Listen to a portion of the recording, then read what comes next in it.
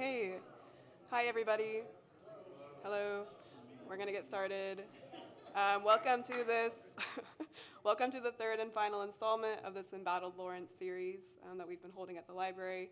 I'm a stand-in for Melissa Fisher-Isaacs tonight, who is the coordinator of the Information Services Department here at the library. And before I introduce Dennis, I'm going to hand it over to Pat Watkins for one moment to make a statement. Thanks, Hazlitt. Hello, everyone. Welcome. Thank you all for being here. What an interesting day we have been through. But what a great way to cap it off, listening to Dennis Domer. I'm here to briefly remind you that this is part of a little larger context, part of the Embattled Lawrence book series that Dennis has so generously spearheaded. This is part of the book series that'll eventually become a 4-part book series, memorializing perhaps the best and most comprehensive history that we can provide at this time for our community. Tom Harper and I started working several years ago to help Dennis, in part to raise some of the funds to help print these books and make them available to the larger public. And it's been a successful endeavor, in large part to the familiar faces that I see in the crowd. The folks that have generously donated to help this book series print Volume 2. It's helping, we have funds already set aside. We're still working to print Volume 3, and we're going back to print Volume 1. We will have books very soon of Volume 1, which I first read many years ago. I happened to come across a copy when I first met Dennis Domer. I was getting pelted at East Lawrence Neighborhood Association meetings, and he happened to be there when I told him that I was really a fan of Volume 1. But this is part of a larger context. When you all, after you hear this lecture, pick up one of these sheets on the way out. It gives you a little context of where we're at right now. One of them is a letter from Steve Novak, who is the director of the Watkins Museum. This endeavor is all part of a donation of these books to the Watkins Museum. It talks about what funds we've raised and what the use of them will be. And then the others is an indication of what sponsorships we're looking for the printing of Volume 1, 3, and 4. So I'll pass it back to Hazlitt, and enjoy your evening tonight.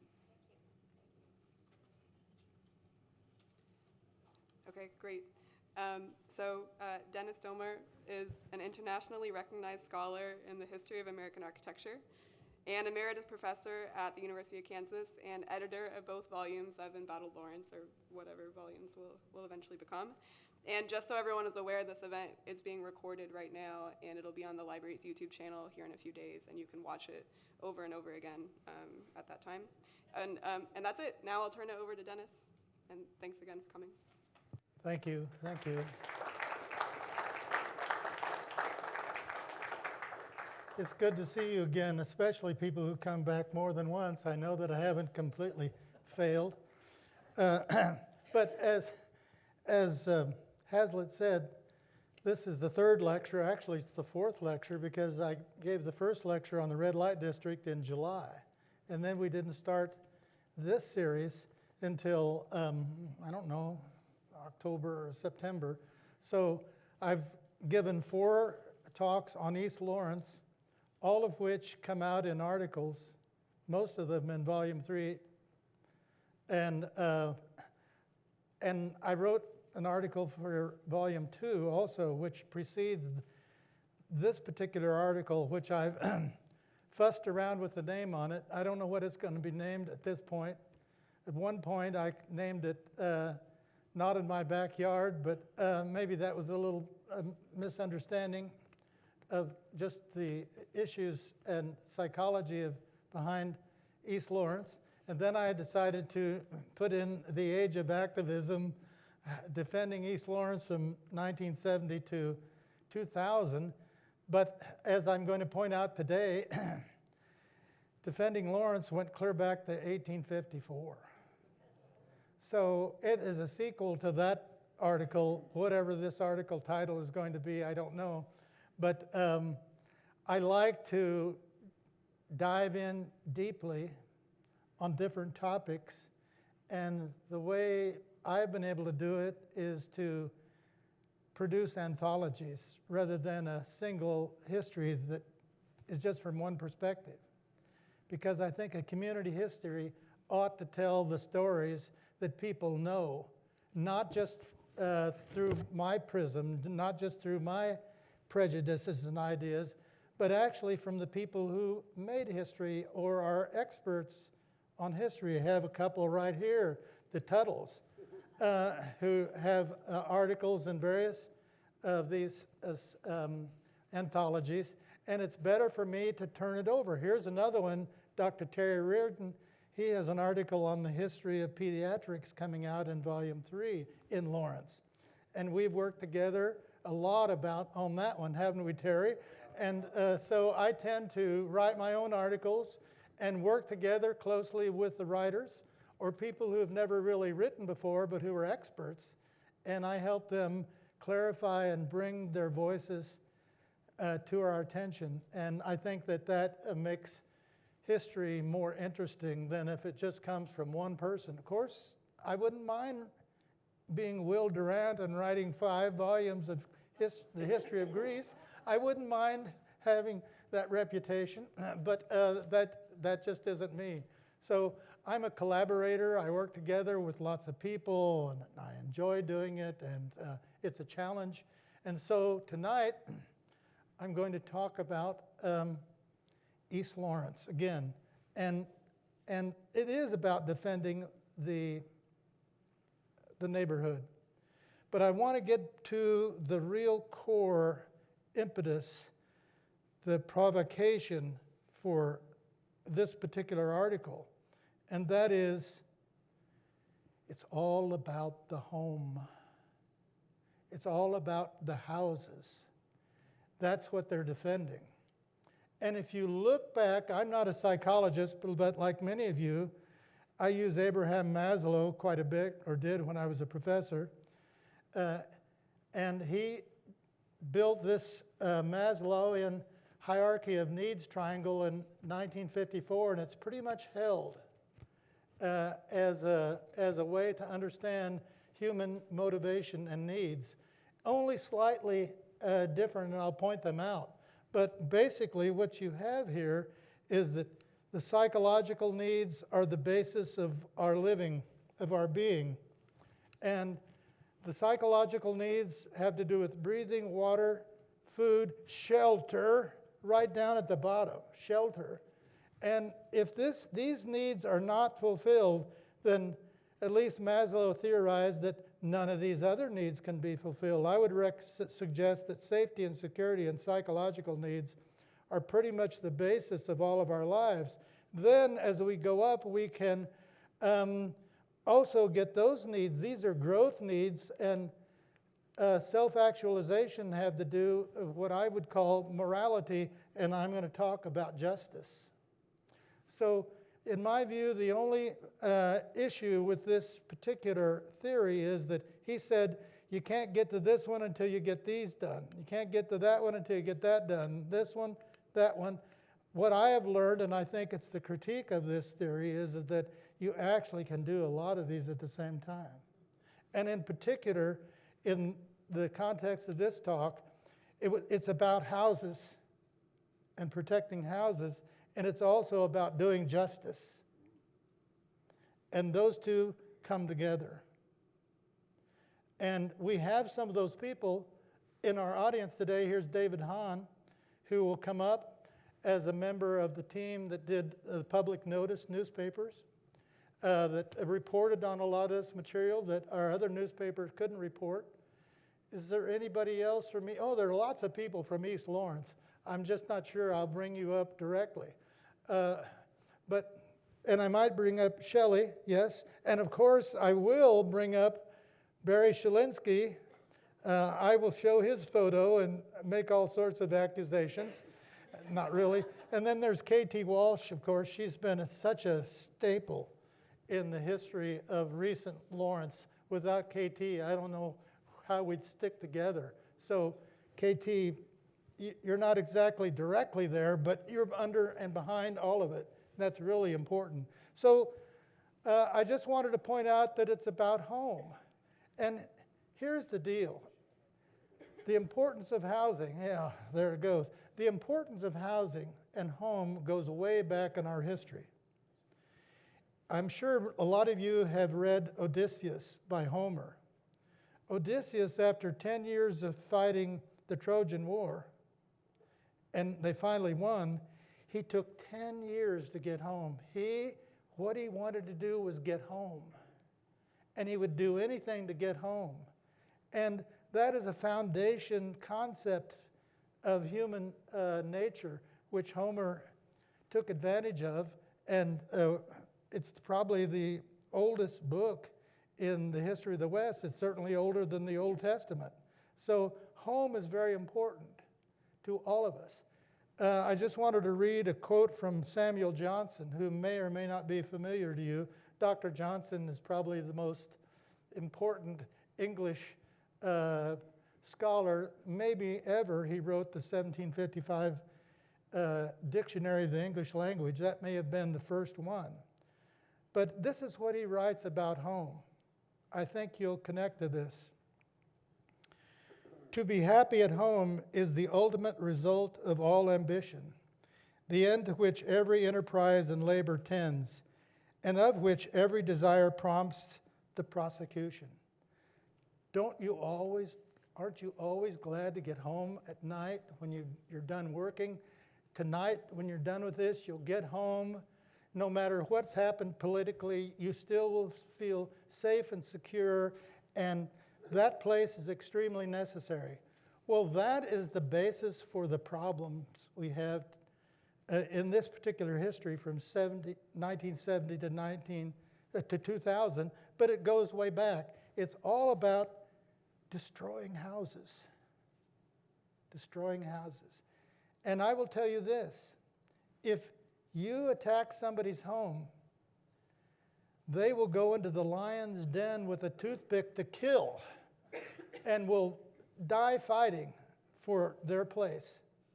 And I think that's what the politicians did not understand, that an element of the human equation is home and security, and you'll protect that in every way. Now, if you want to get a fight, you'll do something like this. Now, this is about 1984, but I just want to talk about before 1970, before we go too far. Because in 1854, when the New England Immigrant Aid Society people came, guess what they found? Their city full of squatters. And although they had paid for that 320 acres, a lot of people were already here and had squatted and had claimed that land. And in particular, they'd claimed land on both sides of what would become Massachusetts Street, but the New England aid folks were able to buy that property up pretty quickly. But John Baldwin over in East Lawrence, where a lot of people came from Missouri, Kentucky, Arkansas, Ohio, Indiana, they were called the Westerners. And the folks from New England were called the Easterners. And from the very beginning, this divide between East and West, it happened to be the other way around, East and West, set up the psychology that has never disappeared. Because East Lawrence has always been denigrated.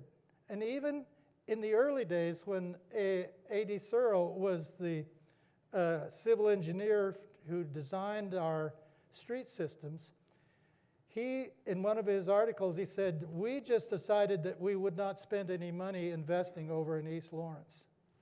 Doesn't that sound familiar to you? We would just not spend any money in investing over in East Lawrence. Well, that's exactly what has happened all the way through. So sometimes I say, don't get me wrong, sometimes I say, John Baldwin gave the first no, and there have been no's ever since. No, no, no, no, because either there was an investment or they were under attack. And they got a bad reputation, of course. First of all, I gave a lecture on the red light district, which was a heyday from 1890 to 1920. And that was a sweet, bittersweet relationship with the rest of the city. But it psychologically was no man's land. Nobody should go over there. Everybody did, particularly the students. But it set up a kind of negativity that people did not forget until the generation died. Also, a little bit later than that, in the 1930s and in 1948, the Hare and Hare city plans recommended raising lots of houses and cleaning up lots of places over in East Lawrence in both city plans. In 1962, urban renewal came into town, and of course what it wanted to do was urban removal of black people, and also it wanted to tear things down. In 1963, some people thought that urban renewal was the best answer. Glenn Kappelman is, I quote him, Glenn Kappelman, who many of you know, said, "It's not the best thing we could perhaps create to understand, but it's the best thing we can do at this point, and we'll do the urban renewal until someone gives us a better answer." Well, there haven't been very many better answers. In 1970, Buford Watson was appointed city manager, and he was city manager till 1989. Buford Watson was not a particular friend of East Lawrence. No, he wasn't. In 1971, they started a inspection process.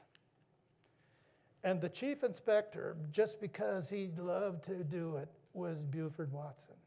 And he drove around and made checks, and then he would do citations on people.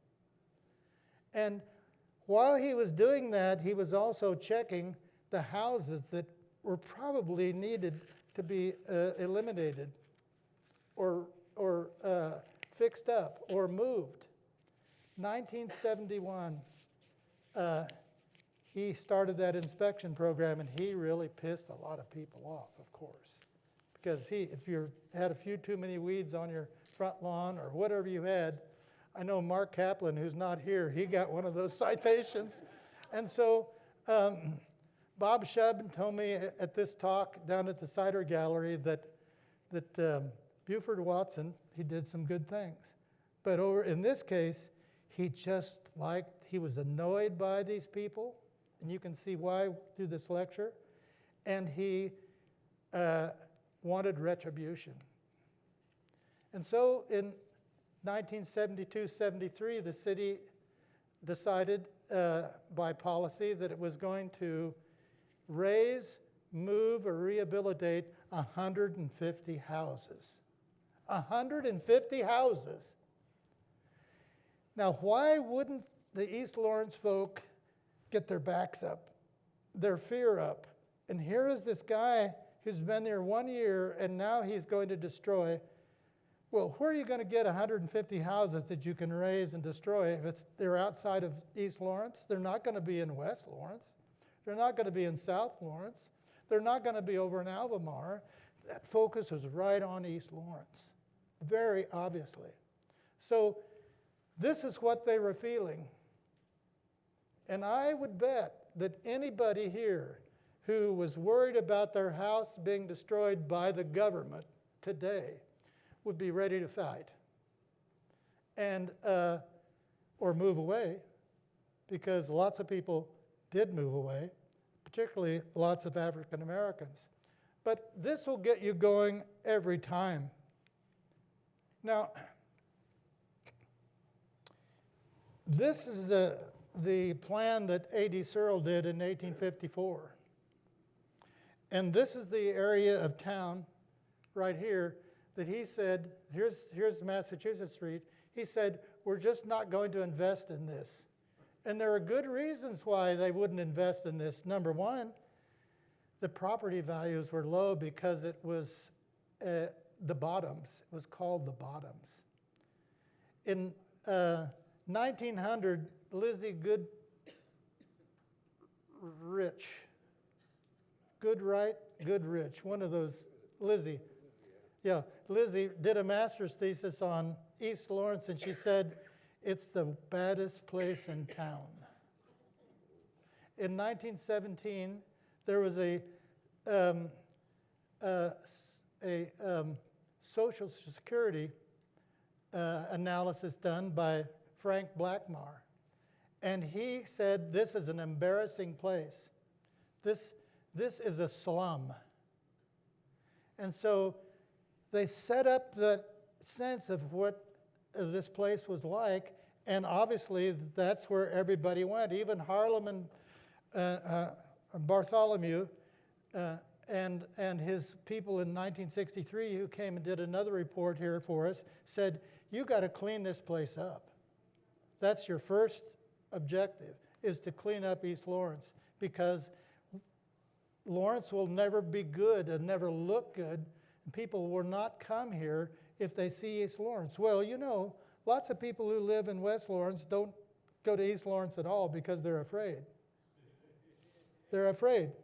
And lots of people who live in not Old West Lawrence, but Albemarle Lawrence, don't even like to come to Massachusetts Street. So there is a tremendous split in our population over East and West. And that happened slowly but surely, step by step, until Buford comes and a whole new day happens. Okay, come on, here we go. Yeah, I mentioned that the red light district was over there. Well, I gave a talk, but right around 8th and Pennsylvania, there were about 17 speakeasies there.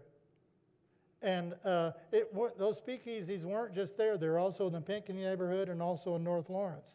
So this had a good reputation, yes, that set them up. Here's what they were looking at. They were looking at houses that were on small lots, not very well kept up, and basically shabby, people who would not paint their houses. They were looking at this as what, this is about 1939 in a report by Professor Eldridge and her students. She was a sociologist, about the lower 25%. So this is where the lower 25% lived. They also lived in places like this, shanties, and they also lived in places like this, shacks. And I have been able to figure out where they lived around that part of East Lawrence. And so this is in part what Buford was seeing, and probably many of you would say, let's destroy that. Well, somebody lived there, right? And maybe they didn't even pay rent. And the reason that house, they lived there, and the reason these houses are shabby is because people couldn't afford to maintain them even though they could buy them. They could let them go. So East Lawrence got this reputation. There's a black line around East Lawrence, but there's kind of an invisible shield for people. East Lawrence is not the place you want to go to, although right now, because of many people who want to live there, they're buying up the property. Now, the other thing that happened in the 60s is that a lot of students went to KU and graduated and loved Lawrence so much that they decided to stay here. And where were the starter houses? In East Lawrence.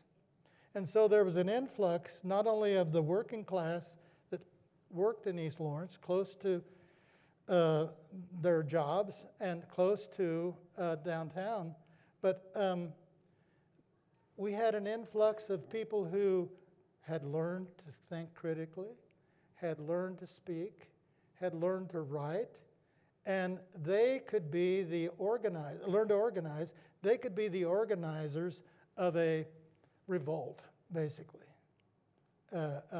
Not like the kind of revolt you saw on January 6th, but nevertheless an organized protest against what was seemingly going to happen to them. So here's East Lawrence. It goes clear down to, at least historic East Lawrence, down to 15th Street, goes clear over to the railroad track, Oregon, up around here to 6th Street, and then down Rhode Island and down Massachusetts Street. And this is considered historic East Lawrence. And that has its own identity. And people who live in East Lawrence are very proud of that identity. And if a guy like me who has been down in East Lawrence studying it for 30-some years, it becomes really close to your heart because people are living genuine lives there. They're just not like Old West Lawrence. They're just not like Albemarle. And, you know, we don't like the other very well. If somebody's different than us, we don't like them. There's kind of a deep feeling that not in our tribe. But this tribe is very vital. In the 60s, then, to top it all off, where did the civil rights movement stem from? Well, it came, yes, out of the high school. Yes, it came out of the university, but it also came from people who lived in East Lawrence. This is about 1970 or so, and you can see that the St. Luke AME Church is back there supporting this group of people. They walked down 9th Street, turned on Massachusetts Street, and went south. And so that also gave them the courage, I think, to stand up for themselves. I'm talking about people who followed them, because this didn't happen very often before that time. Now, this all kind of, you would think, well, that's kind of like a trigger that's ready to be pulled. But seemingly, it wasn't. And this is Governor Robert Docking.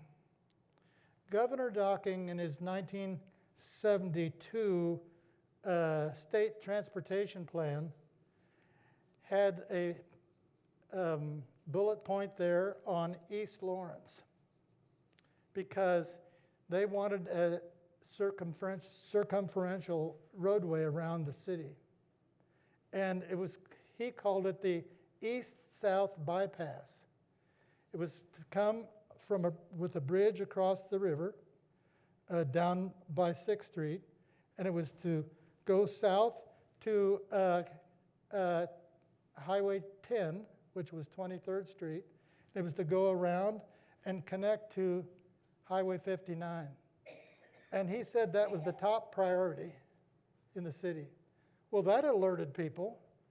Here, it's in the state highway plan, and the governor wants it. It says it's a top priority, and that's 72, and they're already talking about destroying the city. And you could just imagine what they thought. Oh, they're going to run a roadway down through our neighborhood. You know, that activated the politicians, I would say, in the town, because they thought, well, if the governor wants to do that, why shouldn't we? We've been told that it's a mess, that it needs to be cleaned out, it needs to be destroyed. And the governor and others thought that if you ran a roadway through it, it would stabilize the residential area and would focus the industrial traffic on that roadway. And it would, in fact, protect the citizens without looking at the history of roadways going through neighborhoods in which I couldn't find one that didn't destroy the neighborhood. And the neighborhood understood that totally. Did the politicians understand that? No, because the politicians were what I call, in that time, and it's not always the case, they were the Chamber Commission. The Chamber of Commerce really wanted to clean up East Lawrence because it looked bad. It was not good for business. And they didn't care if it was going to destroy people's lives. They wanted to eliminate that problem. And so they didn't say that they were going to destroy it by running a roadway down in the middle of it, but that's exactly what would have happened should that have occurred. Now, the Haskell Loop I'm going to talk about the Haskell Loop. I'm going to talk about the great rezoning caper, and I'm going to talk about the Eastern Parkway, sometimes known as the Eastern Parkway. Yeah? And so the Haskell Loop. And one of the important aspects of this, I wouldn't call it revolt, but organized protest, was that newspapers began to come out, newsletters began to come out to deliver information to the people so they understood what was going on.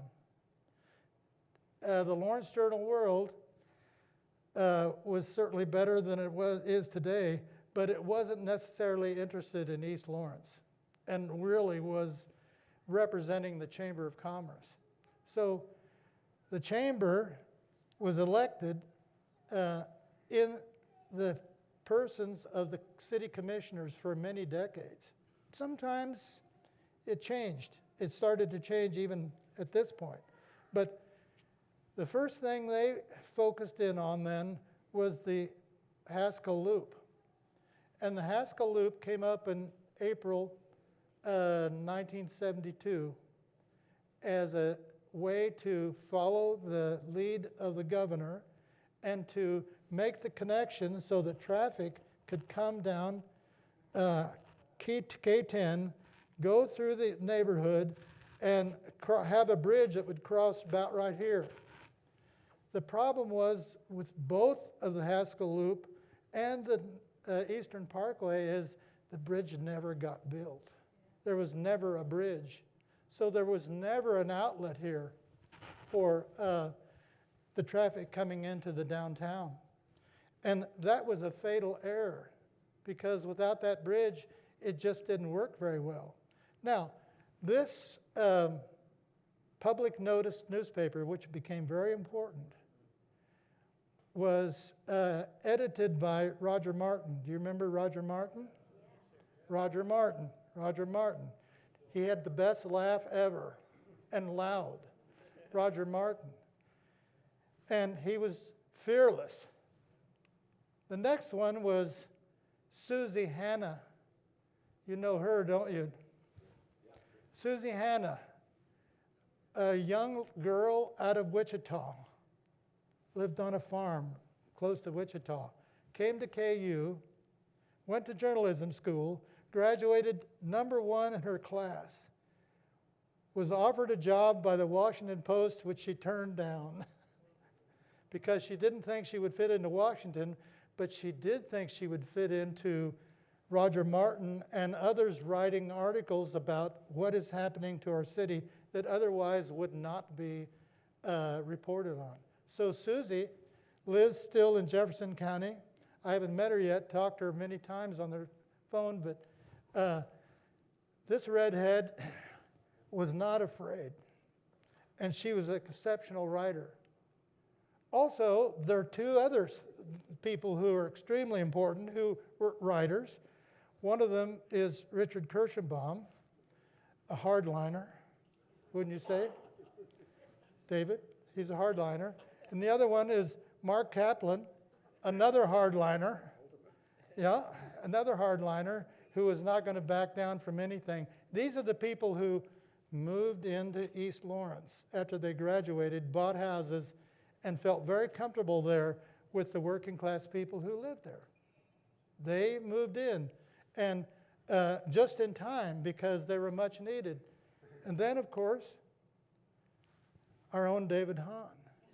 David Hahn helped put together the public notice, and I don't know why, but it seemed to be very secretive because they went to Ottawa to print it. Right, David? Right. I think we couldn't find a printer. Couldn't find a printer in town who would do it, probably. But David Hahn, a Vietnam War veteran, Hebrew, all that, came back and worked on this project and has lived in East Lawrence, right, for most of your lives.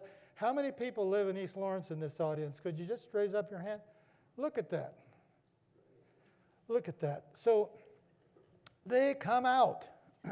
They come out, and they are not afraid. So there he is.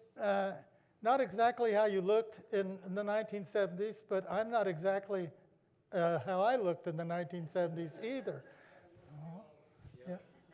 Yeah. By the way, I'm 80 years old, so if I have to sit down, you'll know why. But I don't think I have to. So here's the Haskell Loop that was proposed. And the Haskell Loop was called the Haskell Loop basically because it comes off of Haskell right here. And here's 15th Street, and it goes down, as you know, down to 23rd Street, and that was the traffic it was supposed to pick up. So it comes off of Haskell, and it goes in at 11th Street. No, it says 15th Street. I guess that's 11th Street. Yes, it goes in at 11th Street, then cuts across. This is where the Hobbs Park is right now. Cuts across that stadium down to Pennsylvania, goes up on the west and east side of Pennsylvania. This is the old red light district. Then slices across New Jersey to New York, and bang, stops right there at New Hampshire. Bang, that's where it stopped. Now, can you imagine they projected 8,000 vehicles of traffic a day using that? 8,000. Where was it going at 7th and New Hampshire? How far back would those 8,000 trucks be lined up until they could turn right or left at New Hampshire? Some of them would go into downtown, but they would have a hard time getting around and crossing the bridge. Now, this was considered essential, though, for people who lived and worked downtown and the chamber. It was essential that we have this traffic way in order to keep the downtown from failing. That was also the argument that was made about the Eastern Parkway, that it was essential, absolutely essential. Well, neither one of them succeeded. Was it essential? Like breathing, like eating, like sleeping? No, it wasn't essential. This was just an argument for their self-interests. And we all know about self-interest, and it can't be avoided. We're all interested in things that we like. But this was particularly difficult. It's 6:45. This is particularly difficult to get through any time quickly. But this was very, very difficult for the East Laurentians to swallow, because they realized that it wouldn't just funnel industrial traffic on one road. It was going to be a 4-laner. So 2 lanes, 4 lanes, then right-of-ways. How much were you going to tear down in order to do it? That's a very wide swath. You were going to tear the heart out of that East Lawrence. That's what you were going to do. And you were going to split the city. And rather than just collect them, it would also bring them in. There were exits off of here at 11th and 9th and 7th. There were exits in which people who drove in and then had to deliver somewhere down in this direction, they would exit off. So it would just bring more traffic in. And it was not going to protect anything at all. It was not going to protect the houses. They thought it would stabilize the housing market. Well, stabilize hell. It was going to destroy the housing market, at least maybe up to 150 houses. And so they're not dumb in East Lawrence. They're not dumb. And they knew how to organize against a lot of politicians. This is also out of public notice. And this is kind of how public notice saw East Lawrence. In the Chamber of Commerce, driving, in City Commission behind, driving down this road, Haskell Loop, and there's East Lawrence being run over. Pretty powerful graphic there. And actually, it said it all without words, practically, almost without words. Let's go. Yeah. There he is, Buford, 1971. He's 40 years old. He's at the top of his game. He's going to be 29 years the city manager. Most commissioners said that he's the one who ran the city. He was the one who told them what to do. And I think that's true. He was a powerful man. He was smart. He was not afraid. And when the governor and all others couldn't clear out East Lawrence, He said, I can. I can do it. He tried. Didn't he, Phil? He tried. He sure did. Didn't he, Barry? He sure tried. And you know what? He hated East Lawrence, and they hated him. I mean, that's just to being honest. That was the kind of emotion there was because they were under attack, and he wanted to get rid of them. I think Buford did some good things, but in this regard, I would say no. Buford, look, here's public notice. This is exactly what pissed him off. He was always showing up in public notice. He was always being ridiculed. He was always being accused of this or that. And here's a man with a big ego, with an important position, and he doesn't want these young whippersnappers. Why should they have the ability and the authority to question me and then publish me in these ways? Okay? Publish me in these ways. But there he is, closing out carpet, tearing down buildings, happy as a lark. And what's the gimmick? Lawrence goes big time. 5 years from now, you're going to be amazed at the north end of downtown. Well, if we had done what Buford really wanted to, and a lot of us, we would be amazed by it. It would have been destroyed with the downtown mall at the end of Massachusetts Street. So Buford, he died of a heart attack in 1989, early. He was in his 60s. And so no one could really replace him. But by that time, most of what I'm talking about tonight was more or less over. So the public notice in March of 1976, the fight was not only against Buford, the fight was against the city commission. Yeah? Because the city commission were the ones who were taking the vote. And they decided to take this up in early 1973, 74. And at one point, they approved it, the Haskell Loop 4-1, and they allocated monies to pay for it. There was a lot of worry about how they were going to pay for this $2.5 million road. Mayor Emmerich said to Buford, where's the money going to come from? Well, Buford said it's going to come from the feds. It's going to come from neighborhood development funds. Yeah, that might have been a little tricky legally. And and it was going to come from bonds. That was all it took. That was the answer. If Buford says it, we're going on. So here they were. Carl Mybeck. He was the only dissenter because he lived in East Lawrence. And he was always a dissenter.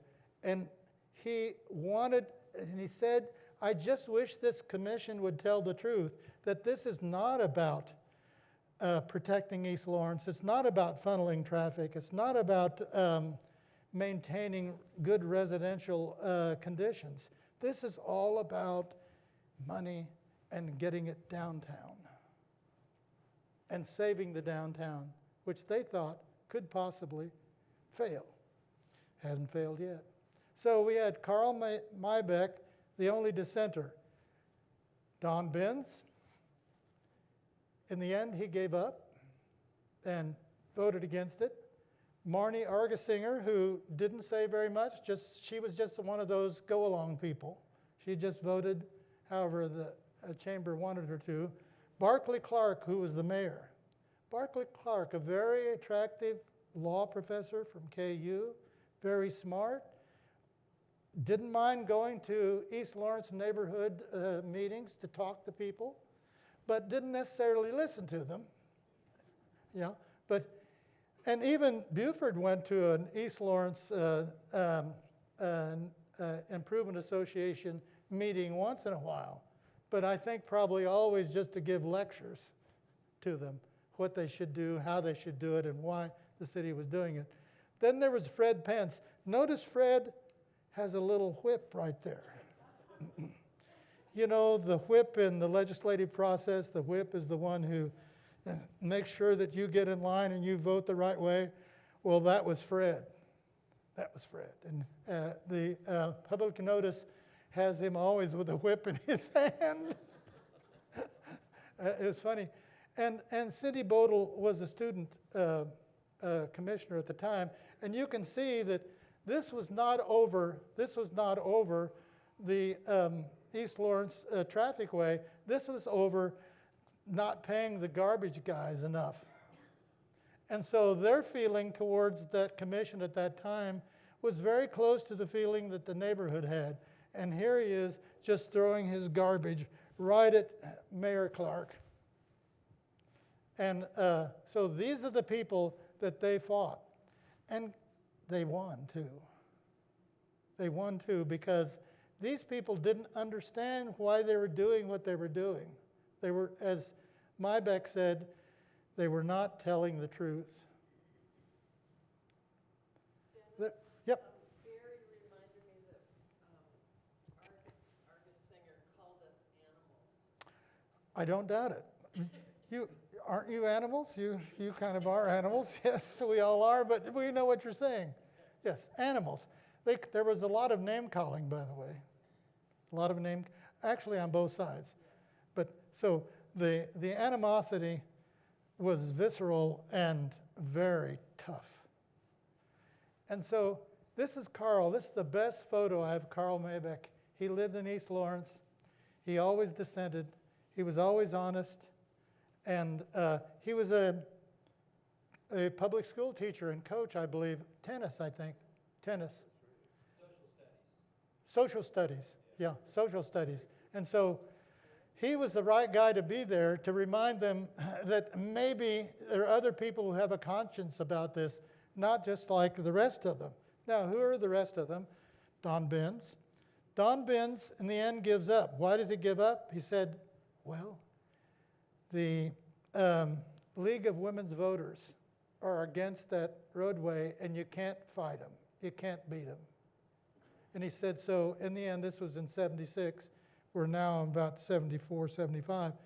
So he gave up. Good. It was one of the few things he did well. Yes? Actually, the League of Women Voters at that time wrote a letter to the editor that they did not oppose the Haskell Loop, which is poo on them.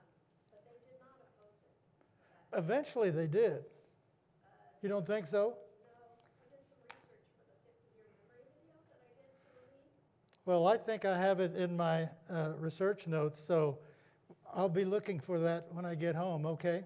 Because I thought that it said in the paper he gave up, but because he said the League of Women's Voters you cannot fight. Maybe he didn't understand it, but that's the reason he gave up. Yeah. And that's why I'm saying it. And the Spencer Museum is where I found the archive, the letter to the editor. Yeah, well, I'm going to look this up, and maybe I can give you my card and we can talk about this. But because he said he gave him up because of the League, and I thought, well, the League must be pretty powerful at that time. This is Marnie Argesinger.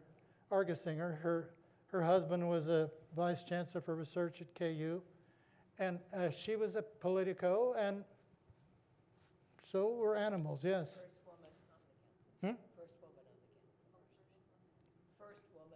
on the council. First woman on the commission. She was the first woman, yeah, Ever. Well, there were many. There were many to follow. There were many to follow, and we'll see some of them. Of course, there's Mayor Clark, who left town, went to Kansas City, went to Washington, but he was a powerful person and really pushed this thing. And in the in the public notice, they liked to make fun of him, and because maybe he tended to change his mind, but he responds to neighborhood opposition to the Haskell Loop. I wasn't there, but these are probably some of the things that were said. And so he was a very good point guy, and he was very likable, I thought. But if you're at the other end of the stick, he wouldn't have been very likable, right, KT? And I can see that Barry's becoming very red over there. Yeah, I was a law student of his, taking his local government class, and actually I liked him a lot, but Yeah, yeah. personally. Yeah, But we had some interesting exchanges in class with him asking me questions under the Socratic method, and let's just say that half of the class was rolling in the aisles laughing at these exchanges, and the other half didn't understand what was so funny. yeah. And was he laughing too? Oh, yeah. No, no, he wasn't laughing. Well, Bartley was a likable guy.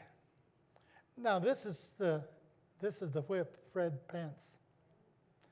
And Fred pushed these folks in the East, well, you know, the East Lawrence Improvement Association began with a project area committee in 1972, and very quickly they realized that they couldn't get the government funds that they had applied for, and they disbanded and set up in 1973 the East Lawrence Improvement Association, which becomes the East Lawrence Neighborhood Association in 2000. And these are just all kind of extensions of the main purpose, which was to, quote, increase the understanding between the neighborhood and the city. Now, if that was their purpose, they must have realized that the understanding needed to be facilitated. And they didn't facilitate it very well, but they did get to their main point. But Fred, I'd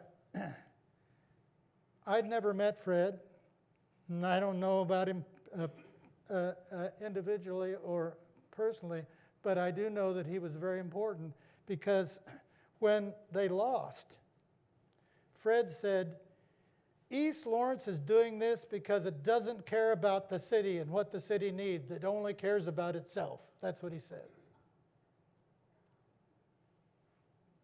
That also was said when they lost the East Lawrence Parkway, that they accused East Lawrence of not caring about the city.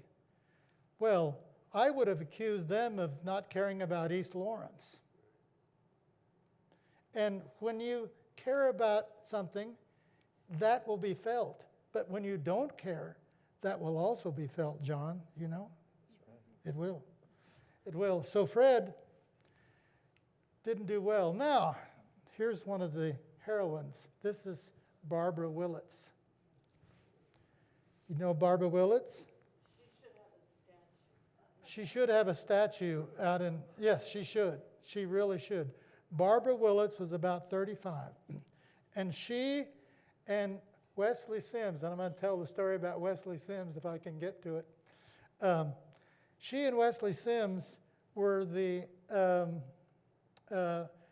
organizers and the kind of money people behind the first amount of money that the East Lawrence Improvement Association got from the feds. They got about $50,000. That was in '72. See, they already understood what was happening, and they got $50,000 from neighborhood improvement funds, and they were going to spend them, and they did, on restoring houses, fixing sidewalks, fixing entryways to the alleys, and putting in lighting. So they were beginning to move. Now, if you were going to appropriate $300,000 or $400,000 to tear down things, wouldn't it have been easier just to appropriate $300,000 or $400,000 to help people fix their houses rather than help people tear it down? Well, she understood that. She was one of the basic leaders of the ELIA then in the 70s through this Haskell Loop fracas. And she put herself up for election in '74 to be president of the ELIA, and she got beat by Ed Downs. Remember Ed Downs? Ed Downs. Ed Downs, it was a kind of an ideological struggle. Ed Downs believed in self-improvement and pull yourself up by the bootstraps. And Barbara Willits, who was a blue-collar worker, had 3 children, grandchildren, is now deceased. She was the kind of person who knew that people who are running this place don't care about them. And she petitioned the city hall, and she worked with her group. And at the end of 1974, the ELIA actually approved of the Haskell Loop, actually approved of it. And it wasn't until 1975 that they began to back off of that. And by 1976, which was the last year of this, Barbara Willits was the president of the ELIA. She beat Ed Downs 26-23 on the election. And then she said, and we're going to have another election on November 8th, 1976, and we're going to see whether or not we still want to support this. In the meantime, she recruited 75 new members, people who lived in the East Lawrence neighborhood. They were all eligible. She recruited them, and they all came to that meeting, and they won 68-23. And Ed Downs was very pissed off, wasn't he? He was very mad. And he said, I'm going to set up my own organization. And I'm going to set it up, and we'll just see which organization wins. Well, and he called it HELP. Well, nobody ever heard of HELP again. But the East Lawrence Improvement Association stuck it out through many a battle and became the Neighborhood Association. The only reason, really, they changed the name is because they didn't think East Lawrence needed improvement, right? They thought it was good enough the way it is. And they also wanted to broaden their membership capabilities.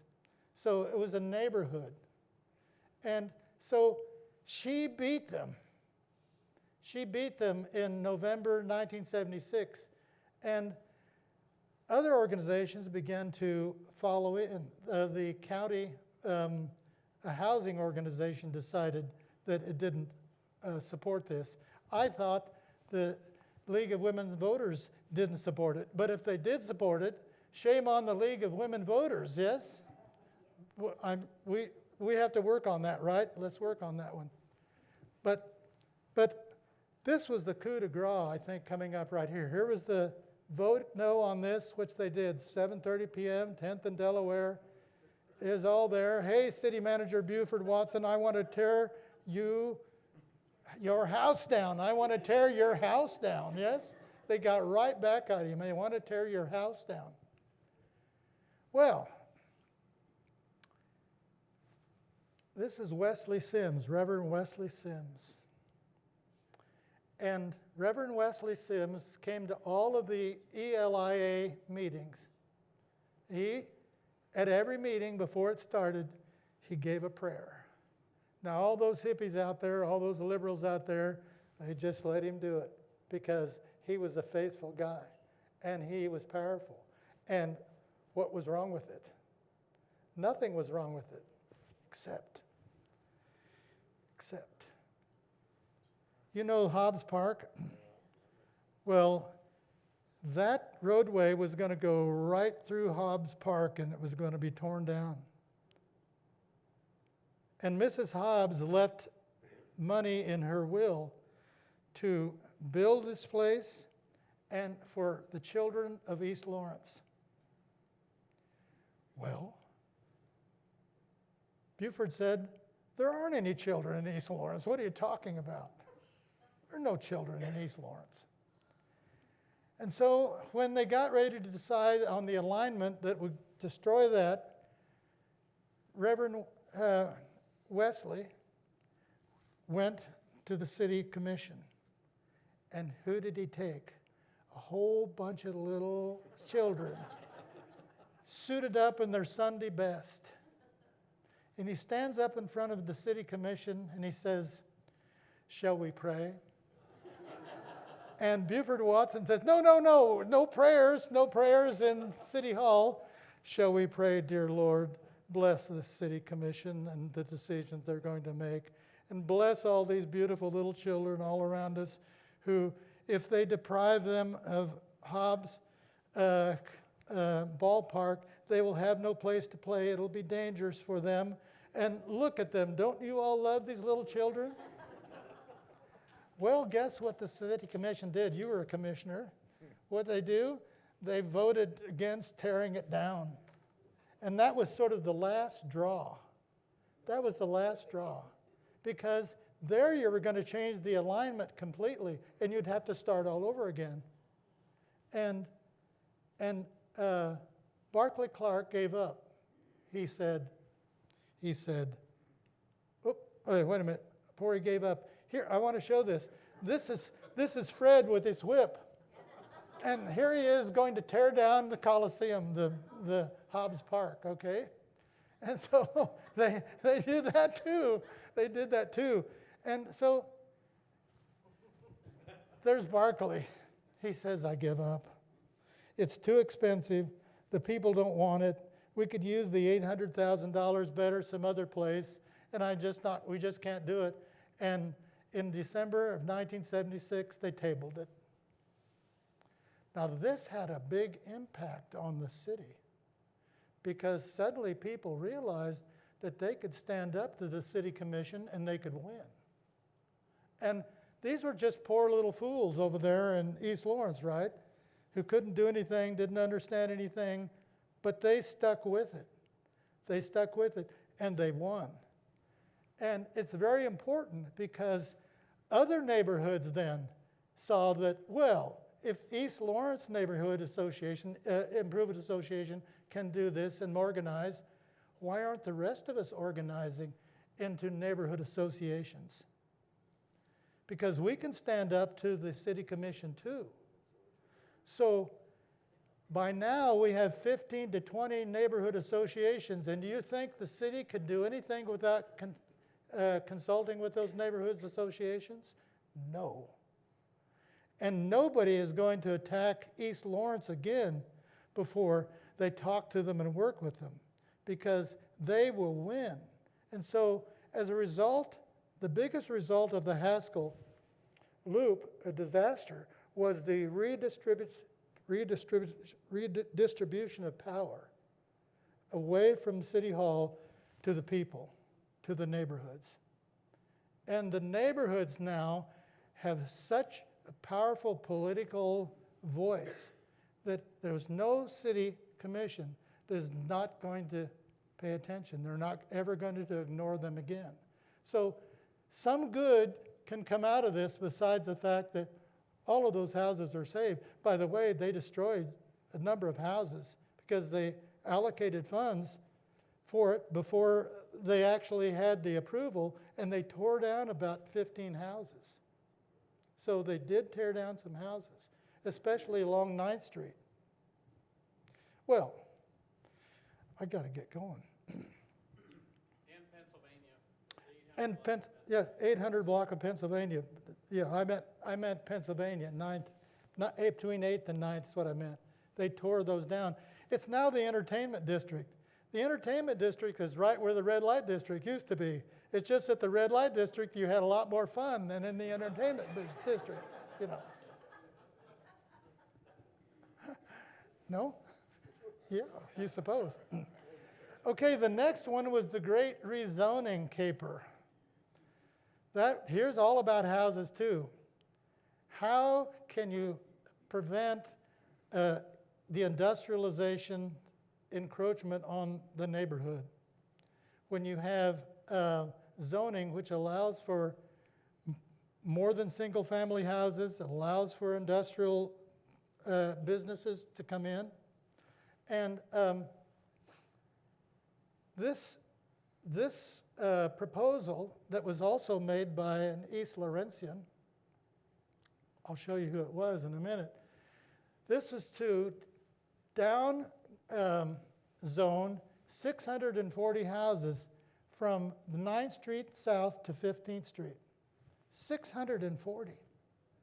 Downsize them, downzone them, so that they all became single-family houses, so you didn't have multiple family apartments. And this was to protect the houses. Now, who came up with this idea anyway? Marcy. Marcy came up with this idea, and she pushed it. And when she was, by the way, as soon as this proposal to rezone 640 houses, first thing the city commission did was refer it to the planning commission, right? Get it away from us, we can't deal with it. Planning commission. The planning commissioner chair was Max Lucas, and one of his close buddies was Kurt van Aachen. And they didn't like this idea at all. And the ELIA said, well, this just fits our neighborhood plan, which we passed in 1979, which would be relooked at again, or they want it to be. And so all we're doing is just following the plan. Well, the Planning Commission voted against it 6-1, and they voted 5-2 to reopen the neighborhood plan proceedings to see if they couldn't change the neighborhood plan the way they wanted it. Well, Marcy became mayor. They passed it 3-2. And so these houses were downzoned. These areas were downzoned. And that was a very big win on the part of the East Lawrence Improvement Association. And Marcy, of course, went on to bigger things. She just got reelected, what, to the 4th or 5th term? Yes? So you did well, Marcy. Thanks a lot for stepping in on this one. And who else stepped in? None other than the criminal back there, Barry Shalinsky, head lawyer, and he was 3 times, I'm only teasing about criminal, some people thought he was. He's not. He's a great guy. He got a job, I think, for AmeriCorps. Was it AmeriCorps? Back then it was Vista, the precursor Vista. to AmeriCorps. And on the subject of rezoning, I just need to say that next Tuesday night, the Lawrence City Commission is considering a plan to eliminate all single-family zoning in Lawrence. In the city, not just our neighborhood. Yeah. It will completely change the character of this town. Everybody needs to know about this. And people are upset not only in East Lawrence, but they're upset at Alvamar. But anyway, Barry got this job to do a survey of what people wanted in East Lawrence, right? You and Mark Kaplan and others. And so the difference between people like Barry and the city commission is that they actually knew the people who lived there. They knew it. This is when I get back to justice. It wasn't just because they were trying to protect houses, but they knew the people who couldn't very easily protect themselves. And they felt that what was going to happen in East Lawrence was unjust. And so that top layer, self-actualization on Maslow's chart, kicked in. And people like this guy kicked in. And in 1981, I believe, something like this happened. The East Lawrence News. Now, the public notice had gone away by then, had it not? Yes, it kind of petered out because the next big issue was the Eastern Parkway. But Barry, you were the first editor, were you not, Barry? Yes. You were. Barry, by the way, you've been president of the East Lawrence Improvement Association and the Neighborhood Association 3 times or 4 times. And you're 3 times in the 80s and 4 times in the 2020s. and you're still the president, are you not? For 5 more days. 5 more days. So almost 10 terms as president.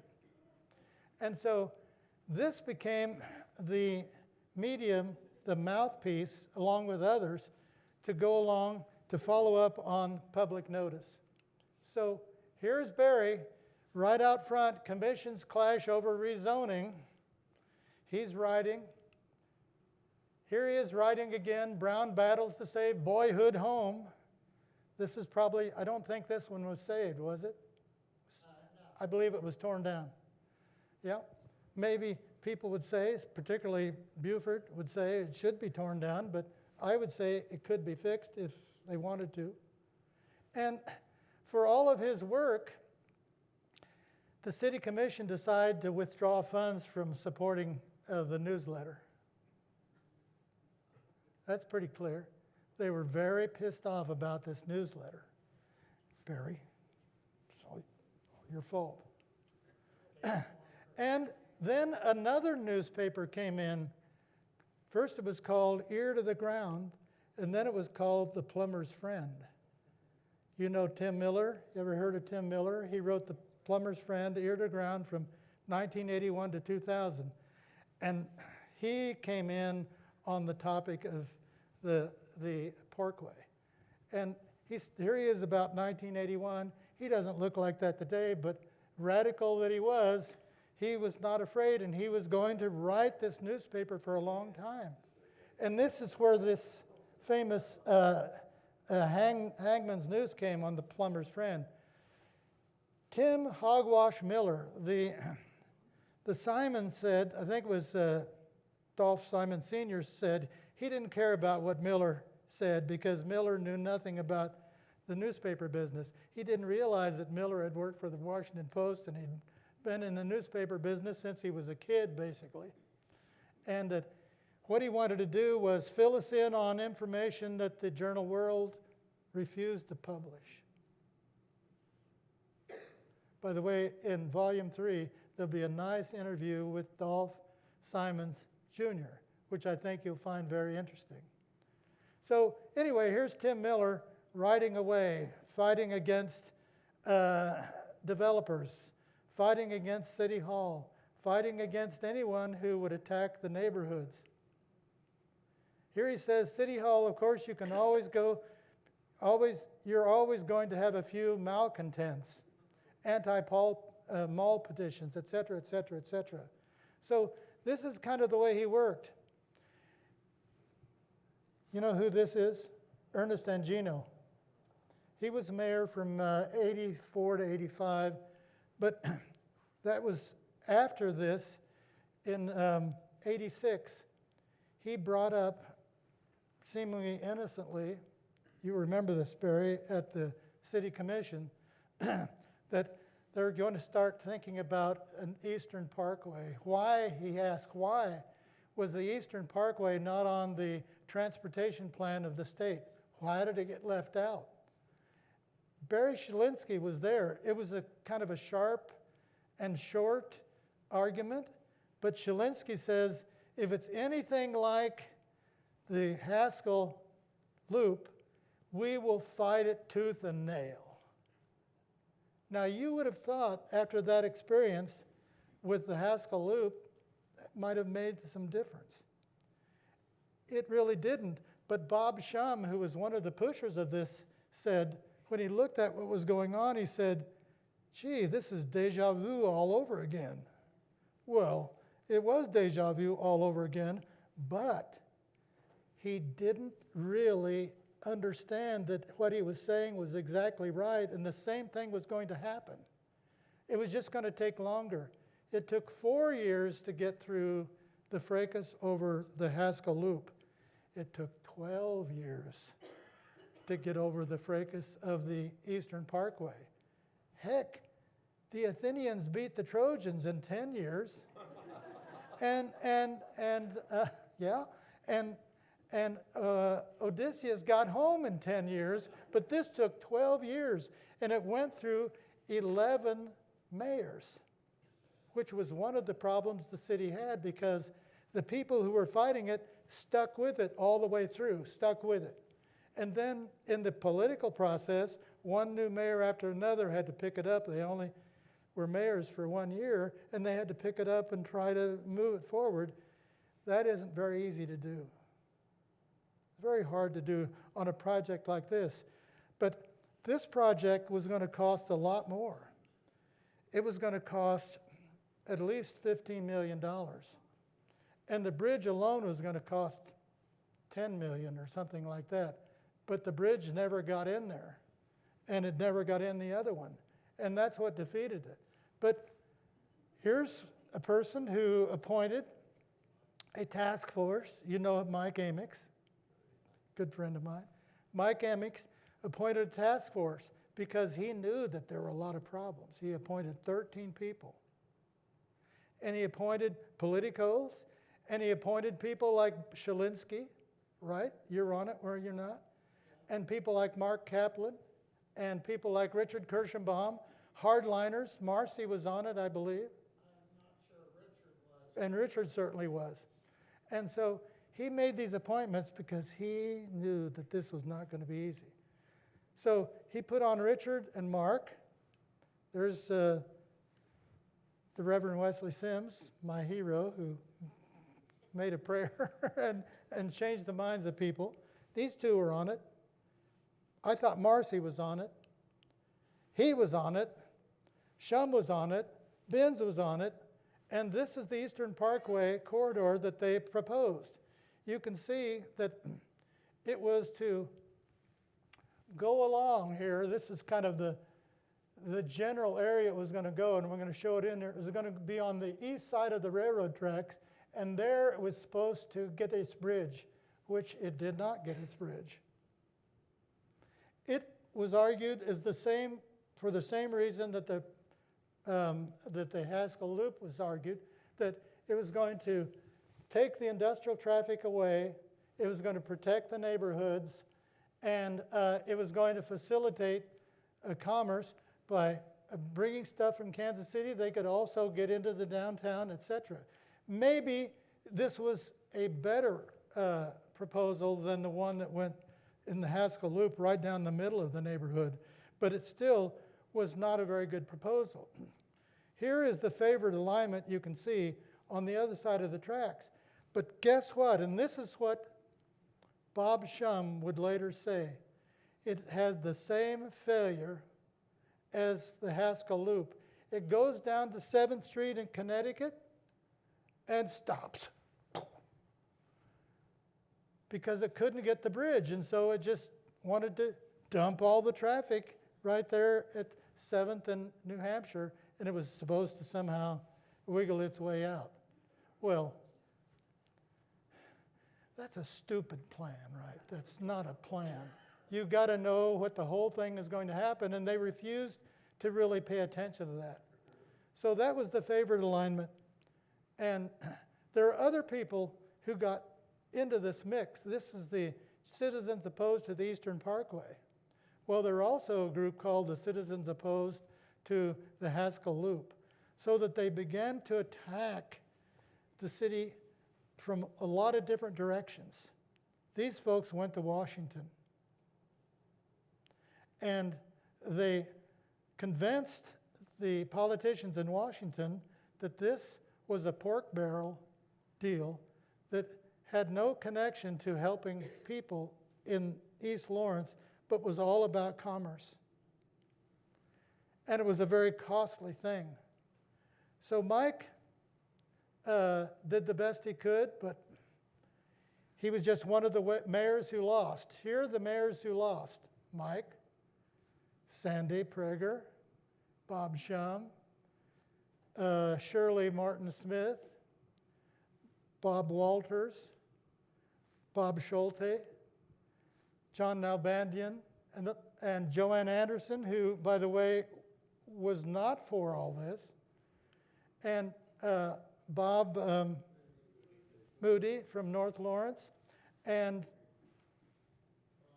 Bonnie Lowe is her last name now, Bonnie Lowe. I think she works for, what? Okay, so all of these people lost. And in part they lost because there was too much change in politics.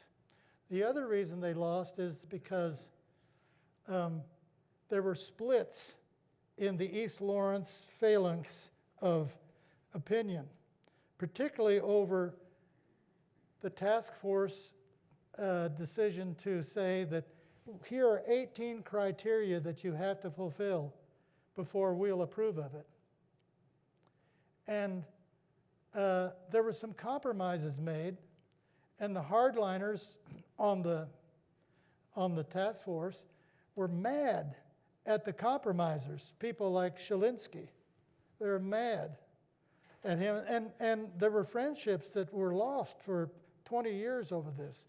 Sometimes they're still not speaking to each other. There's so much emotion.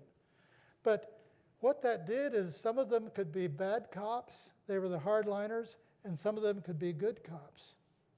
So the good cops would negotiate with the commission, and the commission said, oh, these guys are so nice, let's help them out, let's do something for them. And then the bad cops would come in and make the good cops look even better. And in the end, they failed. Why? Because they couldn't get the money. They went to Washington and they asked for $8 million. Washington gave them $900,000. Here's the other reason it lost. In July 1993, Lawrence got 18 inches of rain. That raised the cost of the parkway by millions of dollars because they had to raise it up two more feet. So it was probably Mother Nature. More than anything else, it just came at the right time to blow that away. So, stop the Eastern Parkway? They did. Did they get anything out of it? Barry, one of the compromisers, got this habitat area, actually kind of behind your house, right? Yeah. Behind the Amtrak depot. That was one of the things they wanted. They got that before it all blew up. They also got something right in front of Barry's house. They got a narrowing of 7th Street so he could have some parking here and trees to buffer from any traffic that went through there. Here, by the way, is the famous 7th in New Hampshire where everything was dumped. Yeah. So they did get something out of it, and the city lost again. When I say the city, I mean the commission. Commissions lost again because they didn't understand what they were doing and why they were. Maybe they did understand what they were doing and why they were doing it. Makes it even worse. Well, the big story here is that East Lawrence hangs in there no matter what. It sticks. It sticks. The politicians may change, the sun may go away, but they stick.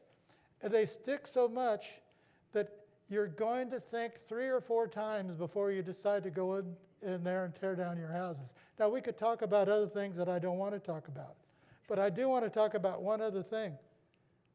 While I've been working on this in Volume 3, we've also been working on Volume 1, Second Edition. And this is the front cover of Volume 1, Second Edition, which the title of this is called Embattled Lawrence, Conflict and Community. There's the conflict. Here's the community. On the basis of the biggest conflict that Lawrence ever faced, World War II, we built the Campanile, which was the symbol of our memory and our pride and our sadness about the almost 200 students who lost their lives. We use it now just to go through and yell and then go out and say, I've got my diploma. Well, we don't pay too much attention to memorials to our poor people, do we? We just tore down the Memorial Stadium. The memorial to World War I soldiers who fell, we just tore it down. I think we'll fight before we tear that one down. So, on your way, folks. It's been fun to talk to you. I'll be glad to answer questions. Let's be sure to get together. come and get my card so we can follow up on this, because Ben's must have been misquoted in the newspapers, or maybe he thought that he might have been doing that too. So thank you very much.